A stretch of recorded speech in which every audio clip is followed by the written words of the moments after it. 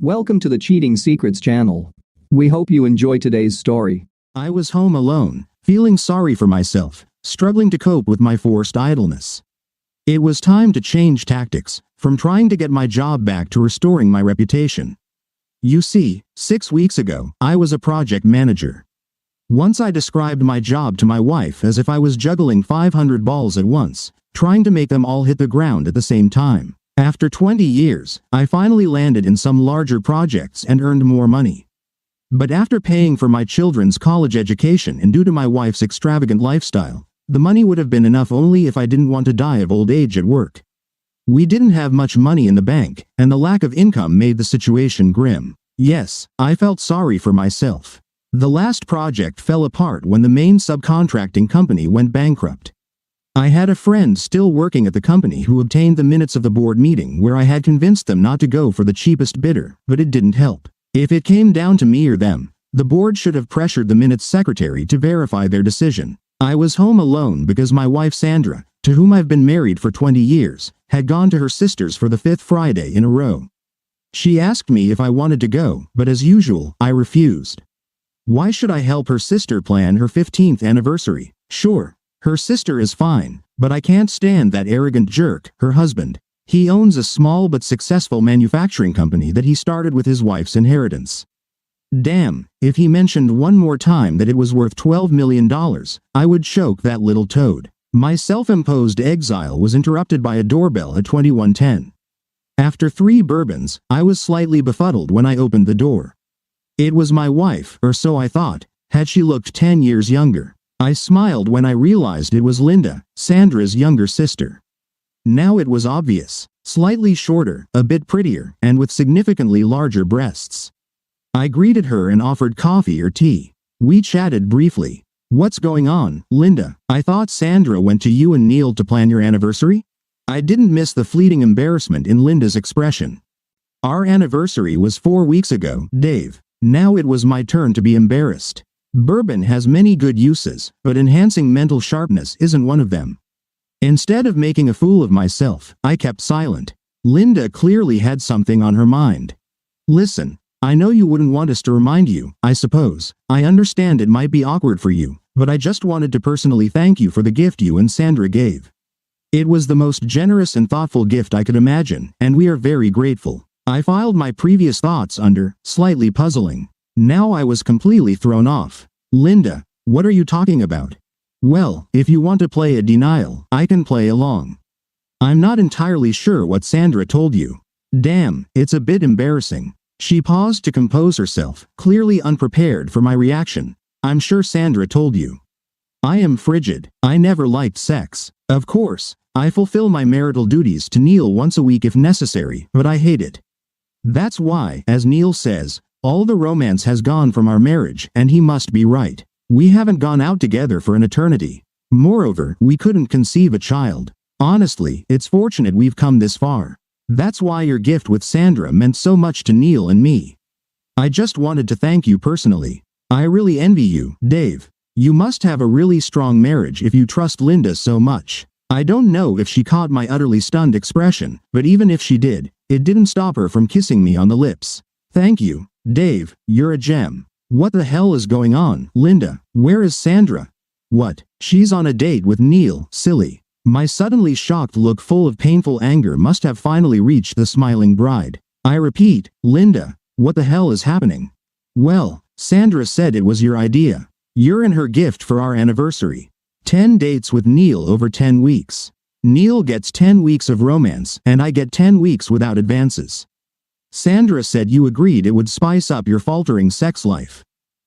Knowing she was on a date with another man would trigger your competitive instinct. Judging by what she told me, you've been doing well with her in the bedroom for the past 4 weeks, you know. She stopped. I don't know what expression I had on my face, but it was enough for Linda to see that something was clearly wrong. Finally, I regained my mental capacity to hiss and whisper. Sandra and I haven't made love for more than 6 weeks. Are you saying she's on a date now? That bastard, they might have booked a hotel while we were talking. No, dummy, I always insist they come back to our house for sex. What, you mean they've already done it?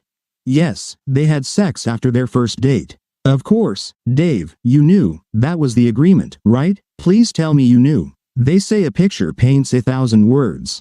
From this picture, I walked to the nearest wall and punched a hole in the drywall. Linda was shocked but composed herself while I nursed my hand. Damn, Dave, I can't believe Sandra is playing me and Neil like this.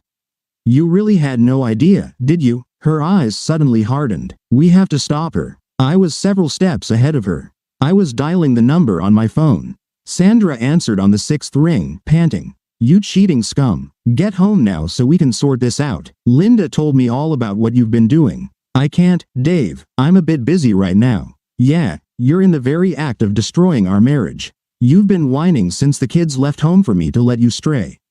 Well, the answer was no, then, and it's still a damn no. Just because you found a good way to justify it to yourself doesn't make it right. No, Dave, listen. I'm sorry you had to find out this way, but I made a promise to Neil and Linda, and you always told me I should keep my promises. In 5 weeks it will all be over and we can return to normal life. If it's a problem, maybe I can ask them if they can release me from my obligation, but it will depend on them. I can't believe this at all. Go home right now. No, Dave, a promise is a promise. Besides, you don't own me, so I can do what I like. Then the call ended. Hurry, Linda, we must get to your house. I must stop this mess. Drive, I've had too much to drink. By the time we arrived, the house was empty. Signs of a hasty departure were everywhere. Linda looked almost as despondent as I did. I have an idea. I'll call Neil and tell him what she's up to. He won't continue if he knows you disapprove. Both their phones went straight to voicemail for the next several hours. Around 2 a.m., I went home. Linda was as devastated as I was, complicit in the betrayal. I made her promise to tell her husband that he doesn't have my blessing to sleep with my wife and to make it clear she's withdrawing her blessing. The deal was definitely off. By Sunday noon, neither Linda nor I had heard from our spouses. They also didn't answer calls. This gave me enough time to reflect. What else could I have done? Sleep was out of the question. When did our marriage start to decline? As far as I knew, we had a normal, healthy relationship. Nothing indicated that we were heading towards the crash site of this train. By Sunday afternoon, I realized that waiting at home like a petitioner made me feel powerless. I packed a few suitcases and moved to a motel. I hadn't heard from anyone until Linda called at noon on Monday. Dave, Neil came back last night. I asked him where he had been, and he said that after you called Sandra on Friday evening, they moved to a motel. Dave, Neil heard everything when you called. He already knew that you weren't aware of this plan. I asked him why he did it, and he said. She paused and sobbed for a while. He said that I was so lifeless that he wouldn't pass up the chance to get with someone like Sandra. Oh, Dave, it was so hurtful. I made him promise to stop seeing Sandra. I recorded the conversation on my phone, in case you don't believe me. Of course, I believe you, Linda. Keep the recording anyway, it might come in handy. I also went to see Sandra today. She was vile, too. She said that if I were the right kind of woman, I could keep my husband in check. That witch has always mocked me. I asked her if she had talked to you, and she said she would wait until you stopped freaking out and crawled back home. Dave, she's planning to deceive you. I'm so upset and confused by all this, I don't know what to do. Don't do anything, Linda. Tomorrow I'm going to a lawyer, maybe then things will become clearer. Well, I must say, visiting the lawyer was not uplifting. Sandra will get half of everything we have. The only gem I got from him came at the very end. At first, I didn't understand what he was trying to say.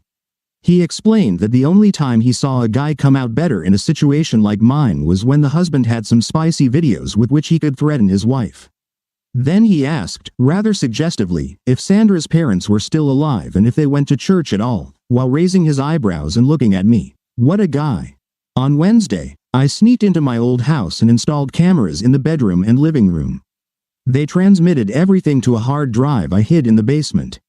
According to the seller, I only needed to change the batteries and download the hard drive every 4 to 5 days, depending on usage. That night Sandra finally deigned to send me a message asking when I would return home. I replied that I was out of town for a few weeks. You have a much better chance of catching a mouse if it thinks the cat is far away. It began to seem like Sandra didn't care about our marriage. I knew I certainly didn't. I kept in touch with Linda. On Friday evening, she called me and said that Neil hadn't come home. I offered to pick her up, and we went out to dinner. They say misery loves company. We managed to distract each other and had a great time. On the way back to her place, I told her about the cameras I had installed but made her promise to keep everything secret. I asked her what she would do if she could prove that Neil was cheating on her. She said probably nothing. I thought if I could confront her with Neil's infidelity, she might become embittered and consider divorce. It was the only way to get back at the bastard, other than smashing his face. I drove past my house and, of course, saw his car in the driveway. Linda cried all the way home and ran out of the car straight to her house. I went to get her and put her in bed and held her in my arms until she cried again. I was eager for Monday, the next safe time to retrieve the video recording. Linda surprised me by calling on Saturday evening. She wanted to meet again to make Neil jealous. I had nothing to lose, so I agreed. After dinner, we went dancing and had a good time. I took her home at 1:30 a.m. even before we arrived. Linda worried that Neil might have used her absence to secretly return to Sandra, but his car was at her house. At 9 a.m. on Monday, I sneaked into my old house and swapped the hard drives and batteries. Still jobless, I was free all day to review them. By the afternoon, I mustered the courage to look. Until then, all this had been somewhat of an academic exercise. Now the evidence was right in front of me. I found myself closing my eyes when the footage of them entering the bedroom came up. I realized the camera was slightly off. It only captured the upper half of their bodies, but the sound was clear. I opened my eyes again soon after, faintly noting his climactic grumbling. When I looked at the scene, they were lying next to each other and talking. I listened. Then I excitedly called Linda and told her to bring her ass to my motel. She arrived within 20 minutes. Linda, you have to see this. Linda grabbed a bottle of wine from the minibar, and I turned on my laptop and started the playback. I started when Sandra and Neil began their post-coital conversation. When are you going to get my little sister served with the papers, Neil? It would be great if we could have a spring wedding. My lawyer was going to file on Monday and serve her Tuesday or Wednesday, darling. I don't want to wait too long. If she can get evidence earlier, I'll screw up this whole prenup thing. Don't you feel sorry for that naive fool? No, just regret staying with the frigid fool for so long. You know what it's like trying to stay aroused when the other person just lies there and looks like they hate every moment of it. Sandra gave a strange smile but said nothing. What about you, Sandy? Do you feel anything for Dave? I wish you hadn't asked that. Yes, I feel bad. He was a great husband and father, and he's good in bed. But it's time for a change. He's not succeeding where you have, honey. To hell with him, to hell with them both. Linda was devastated. I hugged her and stopped her as she poured a third glass of wine. She cried for a long time. I knew how she felt. I was there 10 days ago. Finally, she calmed down. Linda, what's this prenup that Neil mentioned? Oh, Dad made us sign it before we got married. What's in it, Linda? It was Dad's attempt to protect my inheritance. If Neil cheats, I get everything. I think there's a copy at home. Linda, do you realize what this all means? What, Dave? This means that either tomorrow or the next day, you'll be served with divorce papers due to irreconcilable differences. He'll ask for half of the house, half of the bank accounts, and half of the company. How much money do you have in the bank? Last time I checked, it was almost $2 million. Wow, how badly do you want to ruin his life, Linda? As much as I can, Dave. What can you do? Well, it seems to me that if you file for divorce citing marital infidelity, using my video as evidence, he'll walk away with just his shirt, and you'll become a very wealthy divorcee with a huge bank account, a beautiful home, and a $12 million company. Do you want to do this, Linda? With a smile wider than a used car salesman's, Linda laughed. Isn't it obvious? Marry me, darling, marry me. Knowing me for so long, she got the joke and laughed again. We hugged once more before getting serious again. Linda asked, "Are you sure the video is good enough? Have you watched it all?" After admitting I closed my eyes during the indecent parts, Linda insisted we watch it all together. She held my hand to help me get through it. As the sexual parts began, it was like a brainwash. It showed my dear wife and Neil getting undressed. With no attempt at foreplay, Neil and Sandra had sex. The quality was good enough to see her displeased, frowning look. 43-year-old women need some warm-up. Ungraciously, he just started having sex. Sandra made all the right noises, but her face remained neutral.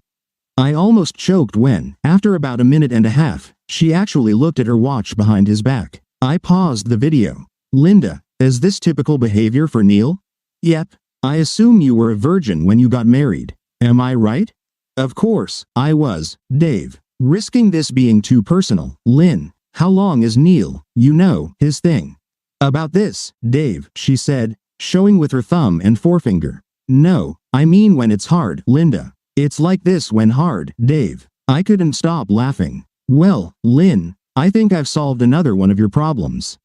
No foreplay with his technique, and with such a small package, it's no wonder you don't enjoy sex.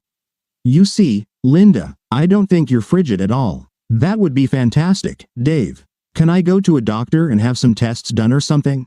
I stood up and hugged her. I whispered in her ear, let Dr. Dave see what he can find. Linda's moans started 30 seconds after I began kissing her neck. They only stopped after 45 minutes when the screams began. 45 minutes that included undressing and caressing every part of her magnificent body. She was still a bit nervous when I kissed her, but that soon changed. After her first climax, I tried to go further, but she had never experienced anything like it. With her hands, she insistently kept my head there for the second round. When she fell asleep, exhausted but satisfied, I slipped out to prepare some snacks. When I returned, Linda was just coming out of the shower. She looked very nervous. This soon passed when I kissed her deeply and for a very long time. This time, I resisted her hands pushing my head and made love to her as it should be. I don't claim to be a Casanova with immense talent, but she seemed to have no complaints. We spent the rest of the day and night kissing, making love, and talking. The next day, Linda requested and secured an emergency meeting with her lawyer. Armed with my video and 2 statements, he began the case. The rest of the day and night, Linda and I played Scrabble. Honestly, guys, what did you think we were doing? Linda was on a mission to make up for lost time. I learned that there were some positions that just didn't work. No matter how hard I tried, I couldn't muffle her screams with a pillow in some of them. Both of our phones were ringing for the second evening in a row, but we ignored them. On Wednesday morning, Linda called Neil and told him she would be home all afternoon. Sure enough, at 3:15 p.m., there was a knock at the door. I opened it to see a young guy in a suit. Please come in, we've been expecting you. Linda is in the bathroom. Would you like some coffee? Slightly bewildered, he automatically agreed and entered. I yelled, Linda, the process server is here with your divorce papers. While we waited, we chatted. He seemed like a decent guy, named Phil. By the time Linda came out, our coffee was half ready. You know women in bathrooms. She approached Phil. Yes, I'm Linda Winters. You have something I want. After Phil did his official bit, we chatted for a while longer.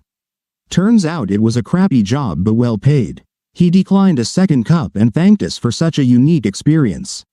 Strange but pleasant, Linda got one of his business cards. Resisting the urge to laugh, we left the sealed envelope on the table as we headed back to the motel. I waited for Sandra to return home from work in the evening. I took the opportunity to swap out the hard drive and batteries. I cut off her half-hearted apologies and immediately started showing the edited highlights of her home video. She reacted furiously when I said that when she hands me the divorce papers, they'd better be damn generous, or the video goes public. She threw me out. Her cautious plan had derailed and crashed into the ravine. The next day, Linda, I, and our new friend Phil waited for Neil when he returned home. Phil enjoyed it too. I stayed while Neil packed his things, always positioning myself between him and Linda. I wanted him to try something, and he knew it. 65 minutes later, he was gone. 35 minutes later, all the locks were changed. The bank and business accounts had already been frozen. Answering Sandra's call at 9 p.m., I was puzzled by her friendly tone. She said she just wanted to apologize in person for the terrible way she had ended our marriage. For old time's sake, I went to the house. There was no answer to my knock, so I tried the door. It was unlocked. I heard Sandra's passionate screams echoing up the stairs. Playing their game, I approached and peeked into our bedroom. Relieved, I felt nothing but contempt for what I saw. After half a minute, Sandra pretended to see me for the first time. You didn't plan to miss this, did you, Dave? Don't worry about me. I've got a real man now who satisfies me. Don't worry, dear. Ignoring the curses and flying objects, I quickly retreated, wondering what all this was about. The next day, my first task at the new job was to fire my predecessor. The company, based on her money, was registered in Linda's name. Neil should have known his company adhered to a strict moral code. After all, he wrote the damn thing. Knowing nothing about manufacturing, I spent the morning talking with the senior staff and appointing an interim manager. I received their full support. I had just finished the essentials when I was arrested, apparently for assaulting Sandra Brown and Neil Winters. I had to admire the strategy. It explained the purpose of the previous night. It was somewhat awkward. At the police station, I was viewed as a wife-beater. That same day, I posted bail, using almost all the savings I had left in the bank. I was a bit surprised Sandra hadn't drained it yet. The next day, I received a restraining order against Sandra, Neil, and my old house. It was valid for 6 months. I moved in with Linda while the lawyers handled their business. The sex was fantastic. Linda had a mission to make up for lost time. Maintaining outward calm, I endured the shame of extramarital sex. We were not interested in what the exes were doing, although we heard they were no longer together. Sandra might have settled for a small tool for a rich man, but not for a poor one. 3 months later, Linda's divorce and the civil case came up. Neil didn't try to fight the divorce but, of course, fought the infidelity charge with all his might. He tried to claim that since the sex between him and Sandra was with Linda's full consent, it wasn't adultery. He and Sandra testified to this. Naturally, I testified for Linda, stating that we both asked them to stop when I found out, and Linda discovered I was unwilling to participate.